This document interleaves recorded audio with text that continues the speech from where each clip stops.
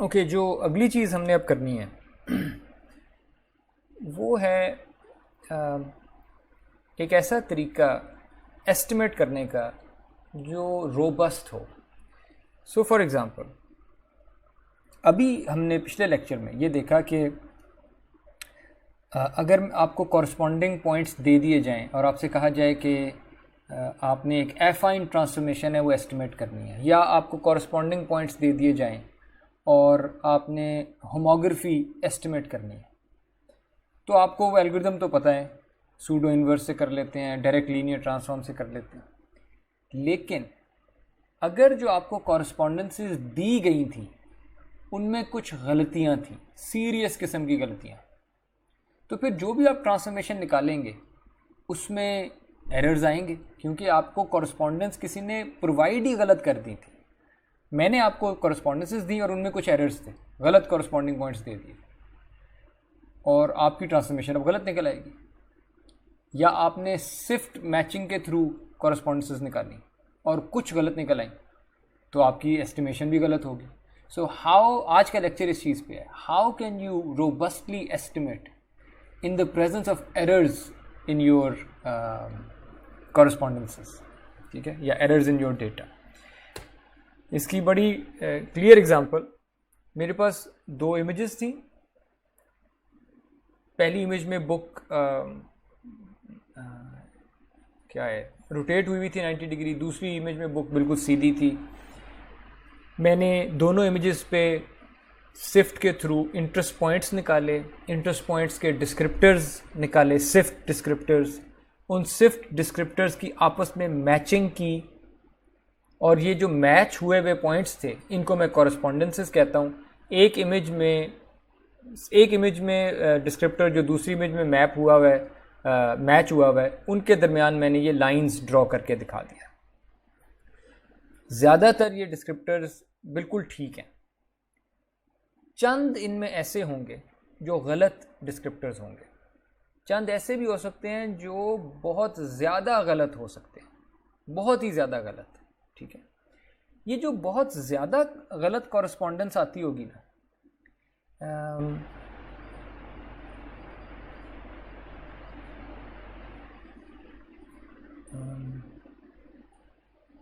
जो बहुत ज़्यादा गलत कॉरस्पॉन्डेंस आती होगी, उससे आपकी ट्रांसफॉर्मेशन जो एस्टिमेट होनी वो भी उतनी गलत हो जाएगी।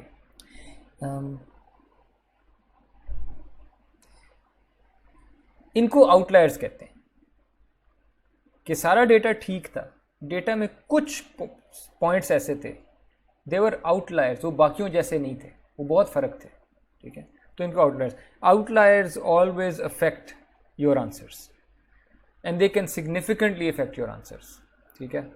सो लेट्स सी कि आउटलायर्स की प्रेजेंस में हम किस तरह जो ट्रांसफॉर्मेशन हमने एस्टिमेट करनी थी वो अच्छी वाली किस तरह एस्टिमेट कर सकते हैं रोबस्टली। लेकिन पहले हम एक सादा एग्जांपल लेंगे। सादा एग्जांपल ये है, आपके पास पॉइंट्स गिवन है x1 y1 x2 y2 x3 y3 xn yn तक। सो 2D में n पॉइंट्स हैं, उन n पॉइंट्स के बीच में मैंने लाइन फिट करनी है और मुझे बेस्ट लाइन चाहिए, और लाइन को मैं रिप्रेजेंट करूंगा through it's slope and through it's intercept m and c। तो मैं इन दो पैरामीटर्स में इंटरेस्टेड हूँ, m और c, जो मुझे in given points x1 y1 से लेके xn yn तक, इन गिवन पॉइंट्स में से सबसे अच्छी लाइन के जो पैरामीटर्स हैं m और c, मुझे वो चाहिए। I am interested in the parameters of the best fit line. अब बेस्ट फिट आप किसे कहेंगे? आंखों से देख के तो हम कह सकते हैं कि हाँ ये अच्छी फिट हुई है, लेकिन क्वांटिटेटिवली हम इसको कैसे क्वांटिफाई कैसे कर सकते हैं कि बेस्ट फिट क्या है? वेल, बेस्ट फिट लाइन एक ऐसी हो सकती है जिसमें आप कहें कि जिसमें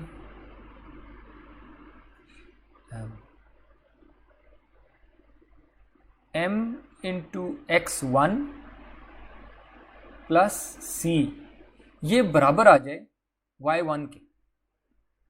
अगर y1 के बराबर आ जाए, और y1 के बराबर आने का मतलब यही है कि मैं इसको ऐसे लिख लूँ y1 माइनस दिस, ये चीज़ अगर ज़ीरो आ जाए, तो इसका मतलब है मेरी लाइन जो थी m और c वाली, ये पॉइंट x1 और y1 में से गुजरती थी। Do you agree?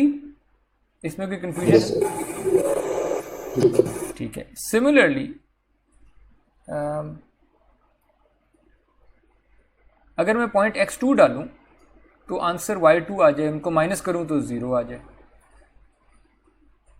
सिमिलरली अगर मैं xn जितने भी पॉइंट्स से मैं बारी बारी सारे डालूं तो m इंटू एक्स प्लस सी जो है ये yn के बराबर आ जाए, और अगर मैं माइनस करूं तो आंसर 0 आ जाए।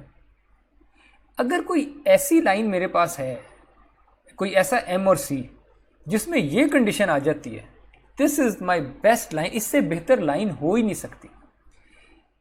इसलिए ये जो पार्ट लिखा है ना मैंने पहले, इसको आप कह लें कि ये जैसे कोई एरर है। This is like an error, E1 कह देता हूं कि ये पॉइंट 1 का एरर है फ्रॉम लाइन m, c, कि अगर लाइन m, c वाली थी तो जो पॉइंट 1 था x1, y1 उसका एरर कितना आया। अगर वो एरर 0 आ जाता है बड़ी अच्छी बात है, अगर वो एरर 0 से बड़ा आ जाता है या एरर 0 से नीचे भी आ जाए, नेगेटिव भी तो हो सकता है, यानी 0 से दूर हो सकता है ये एरर। ठीक है। तो नोट करें कि मैंने यहाँ पर क्या किया है, मैंने एक सम किया है n इक्वल्स 1 to n, यानी सारे पॉइंट्स पे मैंने सम किया है। हर पॉइंट पे मैं वो एरर कंप्यूट करता हूँ, x sub n into m, ओ प्लस c था, माइनस किया है। अच्छा, यू शुड हैव नोटिस के दिस शुड बी माइनस, क्योंकि मैंने पूरी टर्म को माइनस किया था। मैं यहाँ ब्रैकेट डाल देता हूँ, यहाँ ब्रैकेट डाल देता हूँ। तो यहाँ पे मैंने ब्रैकेट ओपन करके लिखा हुआ है, तो yn minus M X N minus C, ये वो एरर था। और ये एरर पॉजिटिव भी हो सकता था, ये एरर नेगेटिव भी हो सकता था। मैं नहीं चाहता कि जो नेगेटिव वाले एरर्स हैं वो कुछ और पॉजिटिव एरर्स को कैंसिल कर दें, इसलिए मैं सारे जो एरर्स आते थे ना उनको स्क्वायर करता हूँ। यानी मैं कहूँगा कि आप 0 से जितना भी दूर हैं उतना आपका एरर है। डजेंट मैटर कि आप किस साइड पे दूर हैं, पॉजिटिव साइड पे या नेगेटिव साइड पे, 0 से आप जितना भी दूर हैं वो दूरी में ये स्क्वायर कंप्यूट करके ला रहा हूँ, और उतनी आपको सज़ा मिलनी चाहिए, उतने आप बुरा फिट हैं, m और c उतने बुरे नंबर्स हैं। ठीक है। तो हर पॉइंट से मैं उस लाइन की दूरी देख रहा हूँ, हर पॉइंट से उस लाइन की मैं दूरी देख रहा हूँ। दूरी का मेजर ये है, एरर का स्क्वायर। और एंड पे मैं फॉर मैथमेटिकल कन्वीनियंस लेटर यहाँ पे मैंने हाफ से मल्टीप्लाई किया है। आप ये हाफ रिमूव भी कर दें कोई फ़र्क नहीं पड़ता, ठीक है, सेम आंसर आएगा। तो ये मेरे पास एक एरर फंक्शन आ जाता है कि जब आप मुझे कोई लाइन देते हैं, एक लाइन m और c, मैं कहता हूँ उस लाइन का ओवरऑल एरर जो है, that error is half of the sum of squared errors. ठीक है, यहाँ पे यही बात लिखी हुई है, सम स्क्वेयर्ड एरर, SSE। ठीक है। और बेस्ट लाइन वो होगी जिसका ये सम स्क्वेयर्ड एरर जो है, या हाफ सम स्क्वेयर्ड एरर जो है, ये सबसे कम आता हो, इसका हर पॉइंट से डिस्टेंस या दूरी बहुत कम हो, ये वाकई पॉइंट्स के अंदर से गुजरती होगी। तो उसको हम मैथ में ऐसे लिख सकते हैं कि the optimal parameters m star c star are the arguments of this function that minimize this function e of m, c, यानी जिनमें एरर्स की वैल्यू सबसे कम होती होगी वो m स्टार c स्टार है। यहाँ तक कोई कंफ्यूजन? सही, ये तो ठीक है। मेरा एक और क्वेश्चन रेज हो रहा था कि हमने तो कहा था कि जो हम कुछ जो पॉइंट्स लेते हैं कोरस्पॉन्डिंग के लिए x1 x2 x3 जो भी हैं वो कोलिनियर नहीं होते, और यहाँ हम उसको लाइन पे फिट कर रहे हैं। हाँ बिल्कुल। तो ये एरर्स, अगर तो वो पॉइंट्स वाकई लाइन पे लाई करते होते, ये सारे पॉइंट्स अगर कोलिनियर हैं, तो ये एरर्स क्या आएंगे इफरान? ये एरर्स जीरो आ जाएंगे। ज़ीरो आ जाएंगे अगर मैं सही वाला एम और सही वाला सी डाल दूँ, तो फिर तो ज़ीरो आ जाएंगे। लेकिन अगर ये एरर्स, अगर ये पॉइंट्स को लीनियर नहीं है, ये असल में लाइन पे लाई नहीं करते। मैं एग्जांपल दे देता हूँ, लेट्स से ये वाले पॉइंट्स हैं, ठीक है। अब ये कोलिनियर हैं या नहीं है? No sir. लेकिन अगर मैं आपसे कहूँ कि नहीं मुझे तो लाइन ही चाहिए, तब आप कौन सी लाइन देंगे मुझे? ये वाली, ये वाली? नो। कौन सी देंगे? नो, जो मोस्ट ऑफ द पॉइंट्स को टच करते हैं उनके पास से गुजर रही हो। इस किस्म की? जी बिल्कुल। ये जो आपने अभी अंग्रेजी में कह दिया है ना, जो मोस्ट ऑफ द पॉइंट्स को टच करती होगी या उनके पास से गुजरती होगी, मैंने एग्जैक्टली यही बात यहाँ पे लिखी हुई है, और यही बात यहाँ पे लिखी हुई है कि सबसे अच्छी लाइन वो होगी जो मोस्ट ऑफ द पॉइंट्स के पास से गुजरती होगी।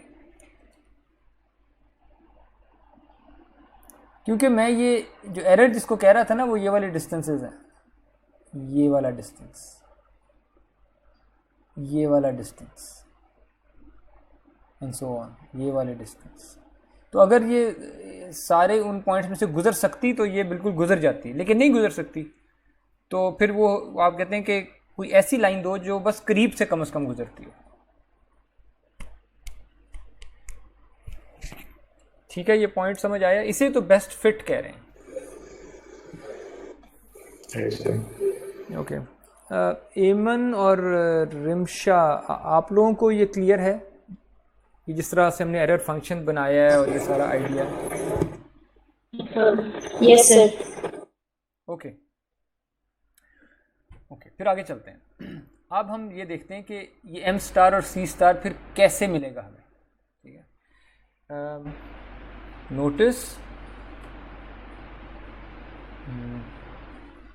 नोटिस कि ये जो सम स्क्वेयर्ड एरर है, इसमें ये स्क्वेयर्ड वाली टर्म नोट करें और ये स्क्वेयर टर्म नोट करें।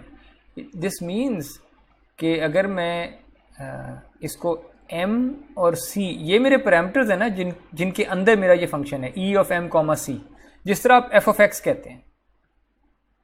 f ऑफ x का मतलब है कि ये x का फंक्शन है। जब आप कहते हैं f of x equals x square, तो ये क्वाड्रेटिक फंक्शन होता है। अग्रीड? अग्रीड और नॉट? Yes sir. जब आपके पास कोई x और y में फंक्शन होता है f of x comma y, और वो भी लेट्स से क्वाड्रेटिक है, यानी एक्स स्क्वेयर भी है, और मैं बड़ी सादा वाला बना रहा हूँ, तो ये x में भी क्वाड्रेटिक है, y में भी क्वाड्रेटिक है, ये भी इसी तरह, ये इस तरह का फंक्शन होगा। ठीक है, ये आप फॉलो कर रहे हैं? ये 3D में एक फंक्शन है, एक प्याला सा है, बोल है, बेगिंग बोल जिस तरह का होता है। Yes sir.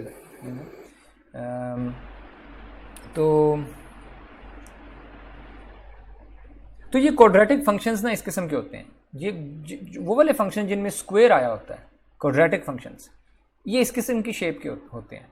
और हमारी सिचुएशन ऐसी है कि मेरा फंक्शन e है और वो m और c दो वेरिएबल्स हैं, इनके अंदर ही मेरा फंक्शन है, और क्वाड्रेटिक है दोनों में, यानी इस तरह की सिचुएशन है।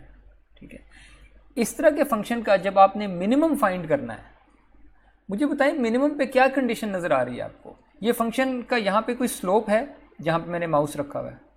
Is the function sloping upwards? Yes sir. और यहाँ पे the function is sloping downwards. Rimsha और एमन, आप बताएं, आप लोगों ने डीप लर्निंग नहीं पढ़ी हुई, तो मैं कंसर्न हूँ आपको ये चीज़ें फॉलो कर रहे हैं कि नहीं।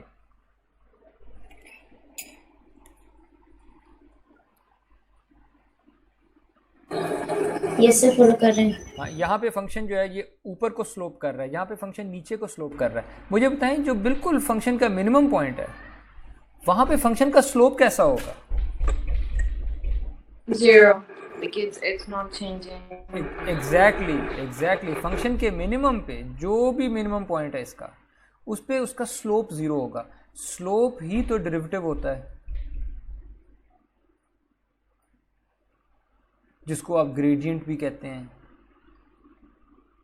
सो किसी भी क्वाड्रेटिक फंक्शन, और इस कोर्स में we will deal with quadratic functions primarily, यानी इस तरह के अच्छे क्लीन सादा फंक्शंस, इनका जो मिनिमम पॉइंट होता है उसकी एक प्रॉपर्टी है कि वहाँ पे स्लोप ज़ीरो हो जाता है।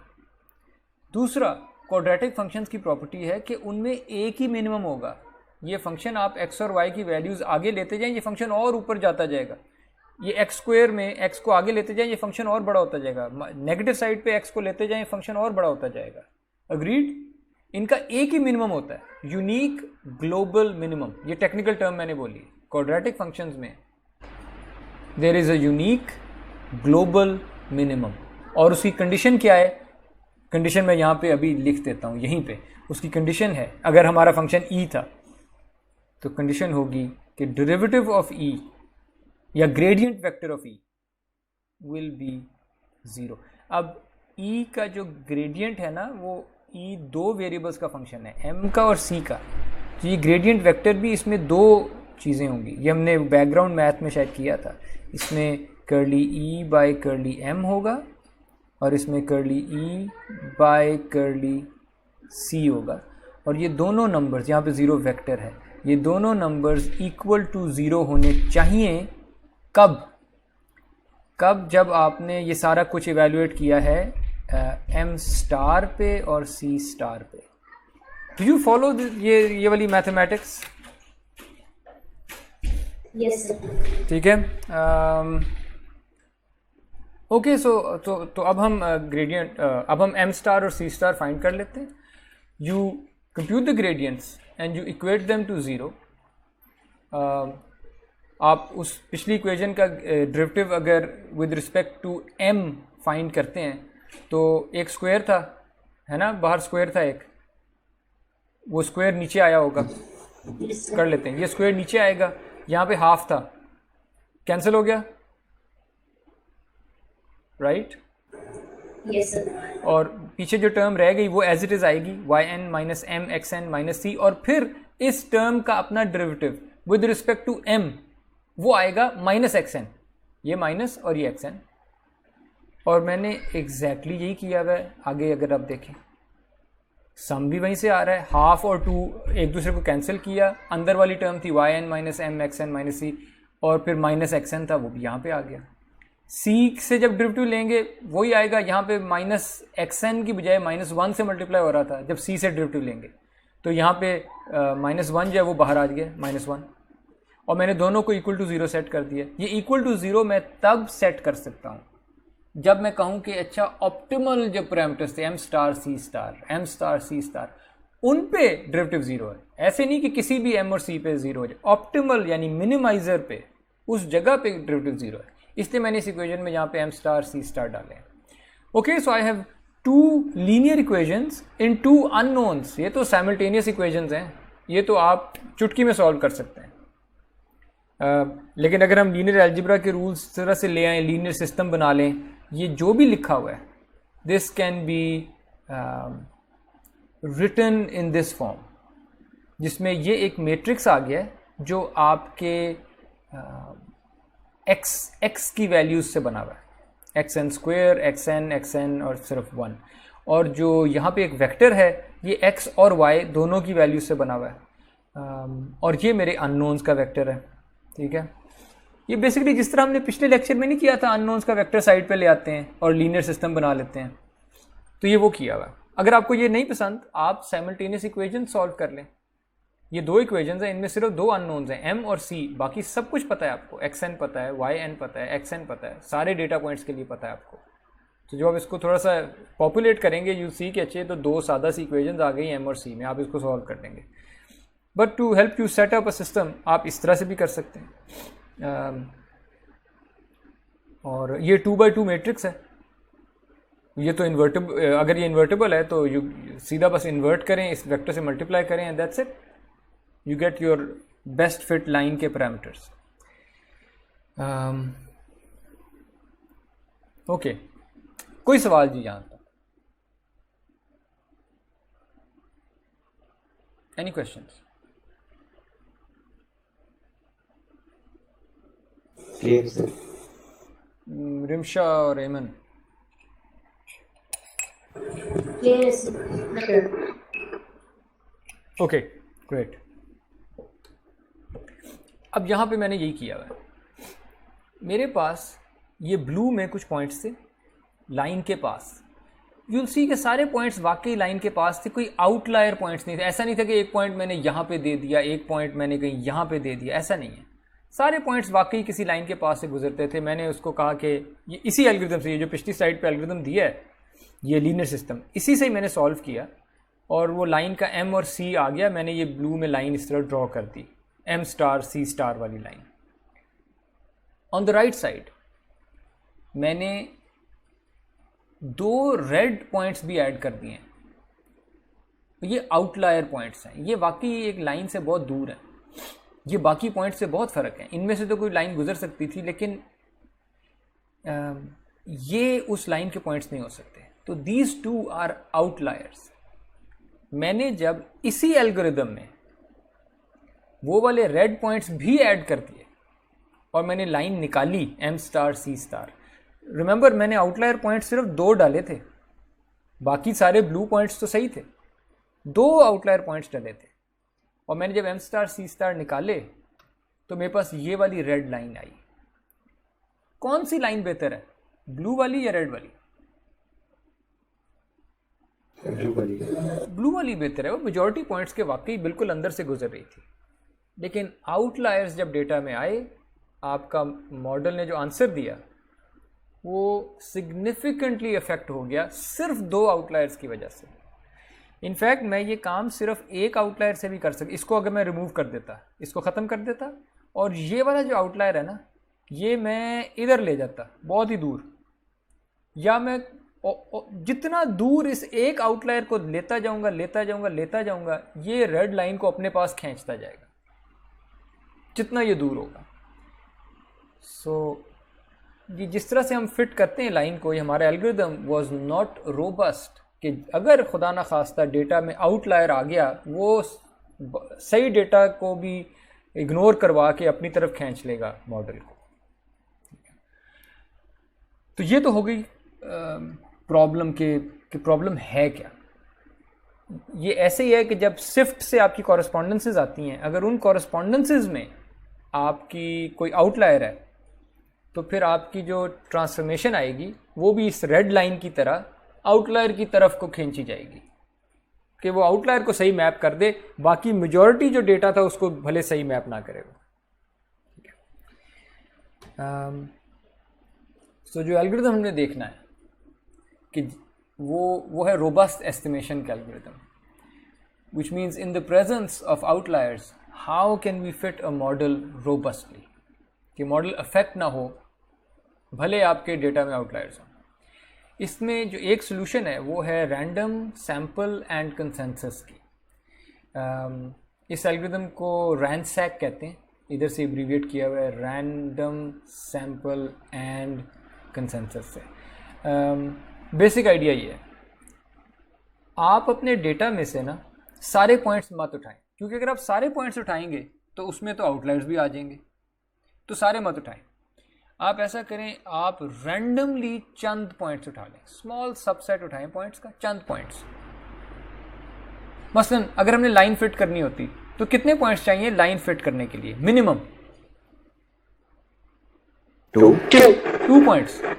तो रैंसैक कहेगा कि इधर से ना आप रैंडमली 2 पॉइंट्स उठा लें। Is that clear? Randomly 2 points उठा लें। Yes sir. Okay, so choose a small subset of points randomly, लेकिन हर पॉइंट के चूज होने का चांस बराबर हो, तो मैं यूनिफॉर्मली कह रहा हूँ, ठीक है। उसके बाद उन जितने थोड़े से पॉइंट्स उठाए थे ना, लाइन के केस में 2 पॉइंट्स, उन 2 पॉइंट्स पे एक लाइन फिट कर दें। जब मैं कहता हूँ fit a model to that subset, हमारी एग्जांपल में वो मॉडल लाइन थी, किसी और एग्जांपल में वो मॉडल सर्कल हो सकता है, किसी और मॉडल में वो एग्जांपल होमोग्राफी हो सकती है, किसी और में वो एफाइन ट्रांसमिशन हो सकती है, एंड सो ऑन। तो ये बड़ा जनरल एल्गोरिथम है, ये सिर्फ लाइंस और होमोग्राफीज पे ना इस पे रुक जाइएगा। It's a very general algorithm. जो भी आपका मॉडल है, आपने सारे पॉइंट्स को फिट करने की बजाय उस स्मॉल सबसेट को फिट कर दें। ठीक है, हो गया फिट, आ गया।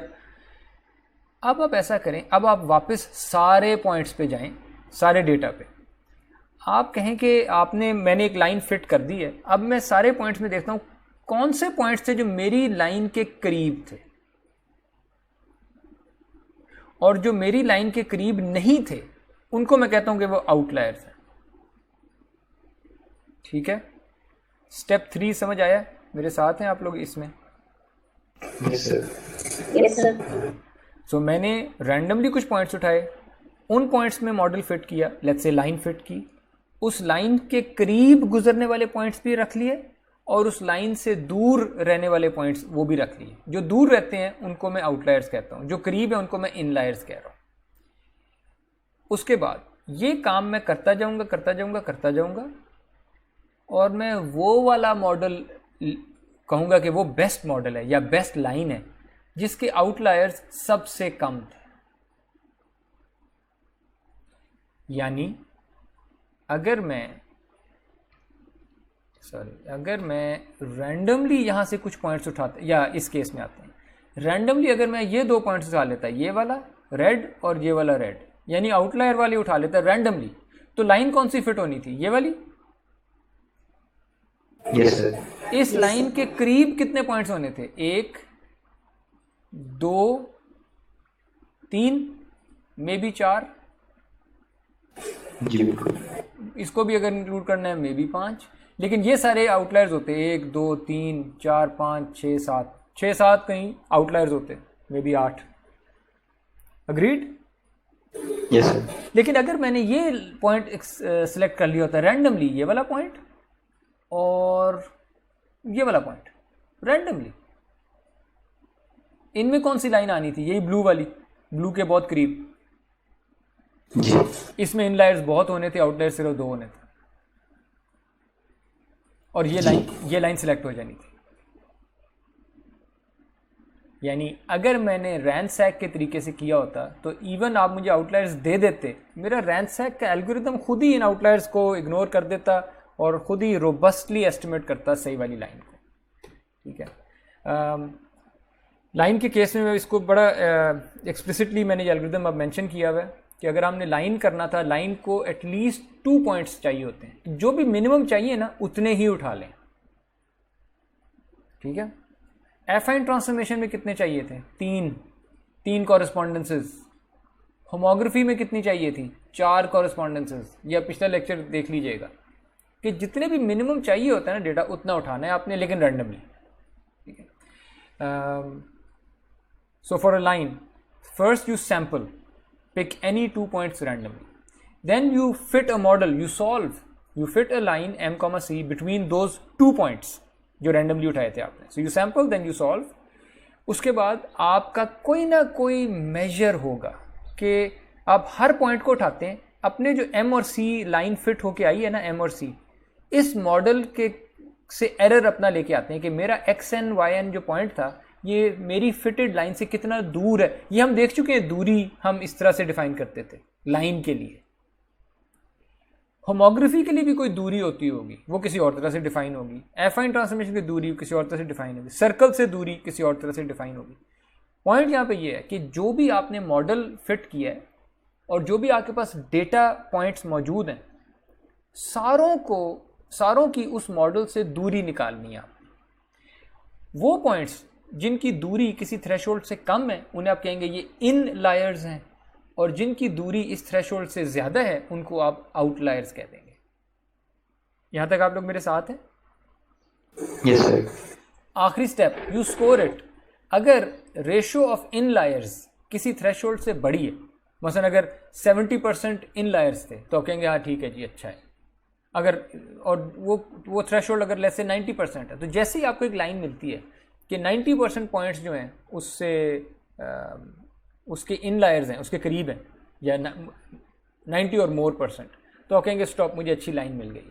अगर नहीं मिली तो आप फिर से कोई और सैंपल कर लें, फिर सॉल्व करें, फिर स्कोर करें, जब तक आपको एक ऐसा मॉडल नहीं मिल जाता जिसकी रेशो ऑफ इनलायर्स बहुत अच्छी है, तब तक आप ये करते रहेंगे, sample solve score, sample solve score. और यही यहाँ पे हुआ है। मेरे पास ये पॉइंट्स थे, मैंने सबसे पहले सैंपल किया, सैंपल ग्रीन में ये 2 पॉइंट्स हुए हैं, इन 2 पॉइंट्स में मैंने लाइन फिट की, ये वो लाइन फिट हुई है इन 2 लाइंस में से। ये सॉल्व वाला स्टेप था, देन स्कोरिंग वाला स्टेप। ये जो फिटेड लाइन थी, इसके मैंने देखा कि इसके डिस्टेंस के हिसाब से पहले थ्रेशहोल्ड के अंदर अंदर कितने पॉइंट्स थे। तो ये वो थ्रेशहोल्ड है कि इस लाइन से इतने थ्रेशहोल्ड, इतने दूर जो पॉइंट्स हैं ना, इस लाइन से इतना दूर इस तरफ या इस तरफ, जितने भी ये पॉइंट्स होंगे इस रीजन के अंदर, वो मैं गिन लेता हूँ। तो इनलायर्स मेरे हैं 1 2, ये येलो वाले पॉइंट्स 1 2 3 4, और ये 2 खुद भी, क्योंकि ये तो है ही लाइन पे। सो 1 2 3 4 5 6 मेरे इनलायर्स आर 6, बाकी सारे मेरे आउटलायर्स हैं। ठीक है, ये मेरी रैंसैक की एक इटरेशन पूरी हो गई। इसमें मैं रेशो निकालूंगा अब, inliers over outliers, outliers red points बहुत ज़्यादा हैं अभी भी, तो ऑफ कोर्स ये रेशो बहुत कम होगी। मैं फिर से चलूँगा, ये मेरी अब सेकेंड इटरेशन शुरू होने लगी है। फर्स्ट इटरेशन में मैंने सैंपल, सॉल्व और स्कोर 3 अलग फिगर्स में दिखाया था, 3 अलग पैनल्स में। अब मैंने सेकेंड इटरेशन पूरी की पूरी यहाँ पे दिखाई है। इसमें सैंपल, सॉल्व और स्कोर सारा इकट्ठा हुआ है। सैंपल मैंने किए रैंडमली 2 पॉइंट्स, वो ये ग्रीन वाले आ गए। फिर मैंने सॉल्व किया तो मेरे पास ये ब्लू लाइन आ गई इनमें से गुजरने वाली। फिर मैंने स्कोर किया कि इस लाइन के इर्द गिर्द उस थ्रेशहोल्ड के अंदर, फर्स्ट थ्रेशहोल्ड के अंदर अंदर ये पॉइंट्स थे येलो वाले।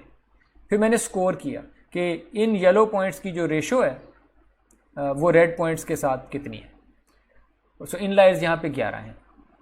मेरे लिए ये शायद एक्सेप्टेबल नहीं था अभी, मैं चलता गया। थर्ड इटरेशन मैंने सैंपल किए ये 2 पॉइंट्स, आउटलायर्स सॉल्व किया, इनलायर्स निकाले, इनलायर्स सिर्फ 4 निकल आए और रेशो अच्छी नहीं निकली। मैं आई कंटिन्यू। चौथी इटरेशन में जो सैंपल किए पॉइंट्स रैंडमली, वो ये 2 निकल आए, उनसे लाइन फिट की, सॉल्व किया, ये ब्लू लाइन आ गई। इनलायर्स निकाले, बहुत सारे आ गए, 14 इनलायर्स आ गए। और जो आउटलायर्स की रेशो थी वो आउटलायर्स 1 2 3 4 5 6, सो 14 ओवर 20, जिस तरह भी होगा। एनीवे, सो इनलायर्स सिग्निफिकेंटली हाई रेशो आ गई इनलायर्स। और अगर मेरे वो उस रेशो से बड़ी है, थ्रेशहोल्ड रेशो से, तो I stop, I found a good line. So even in the presence of outliers I have found a good line. कोई सवाल? क्लियर है? ओके। यहाँ पे भी ये मैंने विकिपीडिया के पेज से एग्जांपल उठाई थी। यहाँ पे भी ऐसा ही है कि इन्होंने बहुत सारे पॉइंट्स दिए और यू कैन रफली मेक आउट के यहाँ होती होगी लाइन, अगर असली कोई लाइन थी तो वो ये थी, और बहुत सारे आउटलायर्स आ गए। और इतने सारे आउटलायर्स आने के बावजूद उसने वो वाली लाइन तक पहुँच गया। ठीक है, अगर और भी ज़्यादा मैं कर देता ना आउटलायर्स, जिनको आप आउटलायर्स कह रहे हैं, अगर वो ज़्यादा हो जाते तो फिर उनको आउटलायर कहना ही गलत था। अभी तो चूंकि ज़्यादा पॉइंट्स वाकई किसी मॉडल को फॉलो कर रहे थे, इसलिए इनको आउटलायर कहना सही है। लेकिन अगर मैं ये वाले पॉइंट्स कम करने लग जाऊँ ना, तो फिर ये आउटलायर्स नहीं रहेंगे। आउटलायर्स वो होते हैं जो थोड़े होते हैं, बाकियों से दूर होते हैं और थोड़े होते हैं। अगर वो ज़्यादा होने लग गए हैं तो वो आउटलायर नहीं है, वो तो मेजॉरिटी है, फिर तो बाकी चीज़ें आउटलायर होंगी। ठीक है, ओके। रैंसैक एल्गोरिदम को अब मैंने कराया लाइन के लिए, बट यू शुड नो कि ये लाइंस के लिए नहीं है, ये एक बहुत जेनेरिक जनरल एल्गोरिदम है। It can be applied to any general estimation problem, जहां आपने एस्टिमेट करना है कि बेस्ट मॉडल क्या था, बेस्ट लाइन क्या थी, बेस्ट सर्कल क्या था, बेस्ट ट्रांसफॉर्मेशन क्या थी, एंड सो ऑन। तो कोई भी एस्टिमेशन प्रॉब्लम, लेकिन जिसमें आउटलायर्स हों, और आउटलायर्स ऑलमोस्ट ऑलवेज, हर रियल प्रॉब्लम में they will always be outliers. तो आपको रैंसैक हमेशा चाहिए होगा। आप अपने मॉडल के पैरामीटर्स को थीटा कह दें। लाइन के लिए मेरे पैरामीटर्स थे m और c। होमोग्राफी में मेरे पैरामीटर्स होंगे वो जो h1 से लेके h9 तक, जो 9 होमोग्राफी के पैरामीटर्स थे। ठीक है, जो भी आपके मॉडल पैरामीटर्स है वो थीटा है। Error function F of theta मैं यहाँ पे डिनोट कर रहा हूँ। लाइन के केस में एरर फंक्शन था Y N minus M into X N minus C और उसका स्क्वायर, ठीक है, वो मेरा एरर फंक्शन था, ठीक है, किसी एक पॉइंट के लिए। होमोग्राफी के लिए भी कोई होगा, सर्कल के लिए भी कोई होगा। सो ये इसका ये मतलब है कि जो भी मॉडल आपके पास आ गया है थीटा, किसी पॉइंट का उस मॉडल से कितना डिस्टेंस है, ये वो एफ ऑफ थीटा है। ये हर प्रॉब्लम के लिए अलग आपको डिफाइन करना पड़ेगा। और हम अस्यूम करते हैं कि जो भी मिनिमम पॉइंट्स चाहिए मॉडल फिट करने के लिए वो के हैं। लाइन के लिए कैपिटल के वॉज 2, एफाइन ट्रांसफॉर्मेशन के लिए कैपिटल के इज 3 कॉरेस्पॉन्डेंसेस, और क्या था, होमोग्राफी के लिए कैपिटल के इज 4 कॉरेस्पॉन्डेंसेस एंड सो ऑन। अब रैंसैक ये है, जितने भी आपको मिनिमम पॉइंट्स चाहिए थे उतने उठा लें randomly, so you sample them then you solve. So you उन रैंडमली सिलेक्टेड पॉइंट्स के लिए आप अपना मॉडल फिट करें और निकालें कोई पैरामीटर्स थीटा, और फिर सारे पॉइंट्स पे जाएं, सारे डेटा पे, आप रैंडमली सिलेक्टेड नहीं सारों पे जाएं, हर पॉइंट के लिए एफ ऑफ थीटा फाइंड करें कि उसका एरर कितना है आपके फिटेड मॉडल के साथ। अगर वो थ्रेशोल्ड से कम है आप उसे कहें इनलायर्स है, अगर वो थ्रेशोल्ड से बड़ा है तो आप कहें वो आउटलायर है। अगर इनलायर्स की रेशो काफ़ी ज़्यादा हो गई है तो रुक जाएं, वरना फिर दोबारा रैंडमली सेलेक्ट करें, और जब तक इनलायर्स की रेशो आपको अच्छी नहीं मिल जाती तब तक ये करते रहें। सो आप इसके थ्रू एस्टिमेट कर सकते हैं एफाइन ट्रांसफॉर्मेशन, होमोग्राफी। अगले कुछ लेक्चर्स में towards the end of the course हम not the end of the course, उससे पहले अगले कुछ लेक्चर जब हम कैमरा ज्योमेट्री करेंगे, कैमरा के बारे में पढ़ेंगे, तो एक मैट्रिक्स आएगा फंडामेंटल मैट्रिक्स, इसको भी एस्टिमेट करना होगा, ये एक एस्टिमेशन प्रॉब्लम होगी। और if I am not mistaken ये शायद डायरेक्ट लीनियर ट्रांसफॉर्म से ही, ये भी शायद डायरेक्ट लीनियर ट्रांसफॉर्म से सॉल्व, जिस तरह होमोग्राफी सॉल्व की शायद फंडामेंटल मैट्रिक्स भी ऐसे सॉल्व हो, if I am not mistaken. तो वहाँ भी हमें रोबस्टली एस्टिमेट करना पड़ेगा, रैंसैक वहाँ भी यूज़ कर सकते हैं। मैं एग्जांपल के साथ एंड कर देता हूँ। मेरे पास वो जो ओरिजिनल मैंने आपको शुरू में 2 इमेजेस दिखाई थी ना, ये वाली, ये और ये, अब मैंने क्या किया, मैंने यही स्विफ्ट डिस्क्रिप्टर्स उनके साथ मैचिंग करके कॉरेस्पॉन्डेंसेस निकाली। इन कॉरेस्पॉन्डेंसेस में से मेजॉरिटी ठीक हैं, चंद शायद आउटलायर्स हों। और फिर मैंने किया क्या, मैंने वो होमोग्राफी निकाली, एस्टिमेट की, जिससे ये वाली image, first image second image के साथ अलाइन हो जाएगी। यानी इस इमेज को मैं कैसे ट्रांसफॉर्म करूं कि मेरे पास ये सेकंड इमेज आ जाए। Do you understand the problem? मैंने अपनी फर्स्ट इमेज को ट्रांसफॉर्म करना है किसी होमोग्राफी से, वार्प करना है किसी होमोग्राफी से कि वो सेकंड इमेज की तरह, सेकंड इमेज के ऊपर सुपर इम्पोज कर सकूं मैं, ठीक है। तो जब मैंने सारी की सारी कॉरेस्पॉन्डेंसेस यूज़ की इंक्लूडिंग आउटलायर्स, और मैंने होमोग्राफी एस्टिमेट की, होमोग्राफी एस्टिमेट की मैंने डायरेक्ट लीनियर ट्रांसफॉर्म से, तो ये रिज़ल्ट आया। इसमें नोट करें, ये जो ओवरऑल बड़ी इमेज है ना, पूरी की पूरी, ये है सेकंड इमेज, और सेकंड इमेज के ऊपर मैंने सुपर इम्पोज किया हुआ है या वार्प करके मैंने फर्स्ट इमेज भी उसके ऊपर डाली हुई है। यू विल नोटिस कि ये जो एज है यहाँ पे, ये ब्लर्ड है, डबल एज नहीं नज़र आ रही यहाँ पे थोड़ी सी?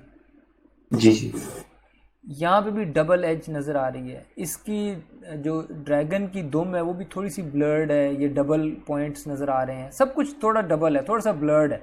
ये ड्रैगन लव्स पेंगुइन में लव्स जो है ये भी ब्लर्ड है थोड़ा सा। तो ये मैंने होमोग्राफी एस्टिमेट की थी, उसकी बेस पे वार्प किया था, लेकिन मैंने आउटलायर्स कोई नहीं निकाले। मैंने जो स्विफ्ट मैचेस आ गए थे मैंने सारे के सारे यूज़ कर दिए। और अब मैंने रैंसैक के थ्रू होमोग्राफी एस्टिमेट की, जिसमें मैं बार बार देख रहा था, रैंडमली कुछ पॉइंट्स उठाता था, होमोग्राफी एस्टिमेट करता था और रेशियो ऑफ इनलायर्स आउटलायर्स देखता था। उधर से जो बेस्ट होमोग्राफी आई उसकी बेस पे जो मैंने वार्पिंग की वो ये। नोटिस के डबल एज यहाँ चली गई, डबल एज यहाँ चली गई, क्रिस्प बिल्कुल तस्वीर है। आपको इट्स हार्ड टू टेल कि ये 2 इमेजेस एक दूसरे के ऊपर मैंने डाली हुई है। बिल्कुल सही होमोग्राफी एस्टिमेट हो गई है। जो पहली इमेज को दूसरी के ऊपर मैप करती थी। इसको मैं स्क्रॉल बैक करता हूँ, see it's without RANSAC blurred, with RANSAC clear, without RANSAC with ransack, without ransack, with ransack. Are you convinced? Yes sir, totally. So ये तो बड़ी छोटी सी एग्जांपल थी, लेकिन कई दफ़ा ये इतनी छोटी छोटी चीज़ें मेक अ ह्यूज डिफरेंस। कि फॉर एग्जांपल अगर आपने ये वाला जो रिज़ल्ट है इनको मैप करके ये आगे किसी, आपने OCR का नाम सुना हुआ है, ऑप्टिकल कैरेक्टर रिकग्निशन? जी जी। कि अगर आपने एक्चुअली कंप्यूटर से रीड करवाना होता कि बुक का नाम है क्या, टाइटल क्या है, मैं तस्वीरों से बुक किताबों के टाइटल सेव करने थे सारे के सारे, कोई डेटाबेस बनाना था, तो ये OCR को जब ये वाला जाता है ना, ड्रैगन लव्स पेंगुइन, उस OCR की परफॉर्मेंस थोड़ी सी इफेक्ट हो जानी थी क्योंकि लव्स जो है वो ब्लर हुआ हुआ। इस केस में OCR की परफॉर्मेंस ज़रा बेहतर हो जानी थी। अच्छा, अगर मैंने ये करना था कि अच्छा किताब तो आ गई, या मुझे किताब का जो ये पूरी बाउंड्री है ना, मैंने ये एक्सट्रैक्ट करनी है, मैंने ये बैकग्राउंड जो है ये रिमूव करना है, सिर्फ मुझे किताब वाला रीजन चाहिए, तो वो भी अगर इस केस में करता तो यहाँ डबल एज आ जानी थी, वर्सेस अगर ये इमेज देता यहाँ पे बड़ी क्लियर एज आनी थी। सो ये बड़ी छोटी छोटी चीज़ें हैं, but they can make a huge difference in down stream modules. यानी जब आपने इन रिजल्ट्स को आगे लेके जाना है, higher level task computer vision के जब परफॉर्म करने होंगे, तो ये छोटी छोटी चीज़ें they can have a great impact. ठीक है, तो ये था robust estimation, RANSAC. It's a very general algorithm, you should make yourself comfortable with this, ताकि आपके पास जब भी कोई प्रॉब्लम आए तो आप बजाय उसके कि यार ये प्रॉब्लम है, इसका मॉडल जो है ना वो ये निकलता है, इसकी बजाय you should always view it from above, के नहीं मैंने मेरे डेटा में आउटलायर्स होने ही होने हैं, मैंने मॉडल तो फिट करना है, लेकिन एक दफ़ा नहीं कई दफ़ा फिट करूंगा रैंसैक के थ्रू, और बेस्ट मॉडल लेके आऊँगा, रोबस्ट एस्टिमेशन करके लेके आऊँगा। So you should make it a habit to solve things robustly. ठीक है, चलें दैट्स द लेक्चर।